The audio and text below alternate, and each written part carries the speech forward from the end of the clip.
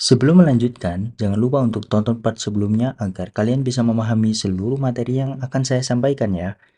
Untuk part lengkapnya bisa kalian cek playlist yang telah saya sediakan di kolom deskripsi. Dan jangan lupa subscribe untuk membantu channel ini semakin berkembang ya. Terima kasih. Oke, selanjutnya di sini ada loops atau perulangan ya teman-teman. Jadi dalam pemrograman itu pasti ada yang namanya perulangan. Jadi mungkin di dalam bahasa programming lain juga ini ya diketahui bahwa ada perulangan jenisnya for dan juga while. Nah, bagaimana penggunaannya? Jadi untuk penjelasannya mungkin langsung ke programnya saja ya teman-teman. Oke, jadi untuk penjelasan mengenai perulangan, kita akan simulasikan dengan membuat program yang mana dia akan menampilkan dia akan menerima input suatu angka, misal A gitu ya. Dan program tersebut akan menampilkan angka yang dimulai dari 0 sampai dengan A secara eksklusif ya. Misal angkanya itu yang dimasukkan itu ada 5 gitu ya. Misal maksudnya satu angka yang dimasukkan itu 5. Maka program akan menampilkan angka 0, 1, 2, 3, 4. Nah, sampai 4 aja ya karena dia eksklusif gitu ya. Atau tidak di-include-kan yang angka 5-nya gitu ya. Tidak dimasukkan angka 5-nya karena dia eksklusif. Nah, dengan itu kita bisa menggunakan perulangan entah for atau while. Nah, contohnya yang pertama kita menggunakan for ya. Misal ini input a number.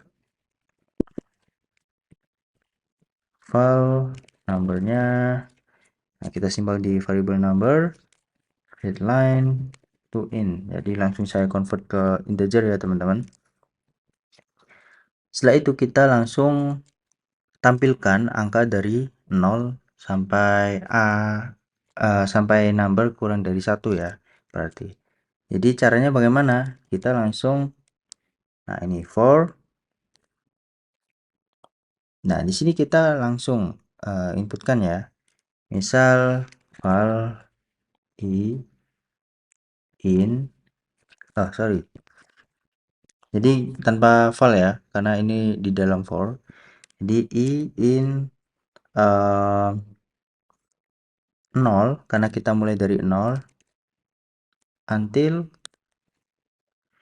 number. Nah, seperti ini. Nah, ini i di sini itu sebagai variabelnya ya yang nanti akan menampilkan angka-angka itu tadi. Misal 0 dia akan disimpan di i. Lalu di perulangan selanjutnya 1 gitu kan, maka dia akan disimpan di i. Seperti itu ya. Nah, kita bisa langsung tampilkan seperti ini ya, teman-teman. I gitu ya. Langsung coba saya jalankan dulu. Oke, program sudah berjalan, kita akan langsung saja inputkan angka 5 gitu ya. Nah, dia akan menampilkan angka dari 0, 1, 2, 3, 4. Nah, seperti itu ya, teman-teman. Oke, lalu bagaimana kalau menggunakan while? Nah, itu sama ya, teman-teman. Jadi, misal ini kita tampilkan sampai ini ya, i sama dengan, sepertinya kita tidak bisa menggunakan i langsung ya. Jadi kita harus menggunakan variabel baru yang namanya misal num gitu ya, 0 gitu. Jadi kalau di while kita harus bikin variabel baru dan kita akan cek ketika ini kan berhenti sampai kurang dari ini ya, number ini ya, maka num kurang dari number, maka print line num, dan kita akan increment. Jadi increment itu maksudnya ditingkatkan ya teman-teman angkanya dari suatu variabelnya. Misal ini setelah perulangan selesai, kita tampilkan ini perulangan pertama selesai. Iterasi pertama selesai, maka kita akan tambahkan num ini dengan 1. Nah, maka kan sama dengan seperti ini ya caranya. Num sama dengan num plus 1. Nah, ini bisa kita singkat dengan num plus sama dengan 1. Ini juga bisa kita singkat lagi ya teman-teman, karena ini penjumlahnya itu kan 1. Maka kita bisa singkat jadi seperti ini. Seperti itu ya teman-teman. Oke, kita langsung jalankan. Oke, input angka, saya input 5 lagi. Nah, oke, mungkin agak bingung ya, saya mungkin komen dulu. Nah, untuk komen di dalam Kotlin itu kita bisa menggunakan garis miring 2. Seperti ini ya. Atau cara gampangnya kita blok dulu, lalu kita klik Ctrl slash atau command slash kalau di Mac. Oke, kita langsung jalankan lagi.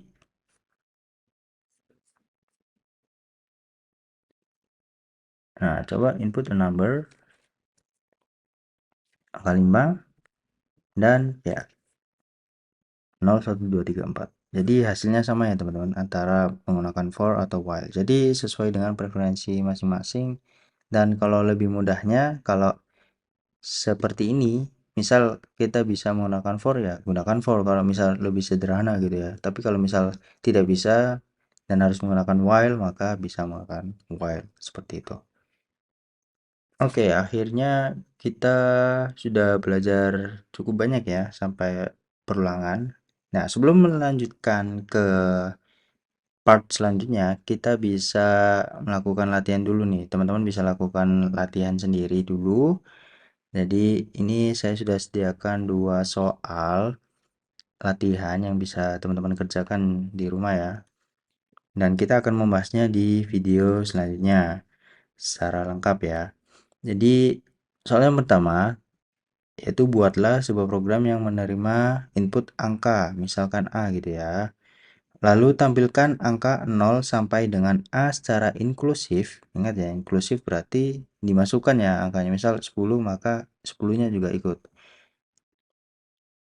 Nah, jadi ditampilkan angka 0 sampai A inklusif serta ganjil dan juga genapnya. Misal maksudnya ganjil genap itu sepertinya. Contoh ini di contoh outputnya ya. Misal input a number. Nah, saya input 10. Maka kita langsung tampilkan dari 0 sampai 10 dan kita juga tampilkan ya kalau 0 itu genap gitu. 1 ganjil, 2 genap, 3 ganjil dan seterusnya sampai 10 gitu.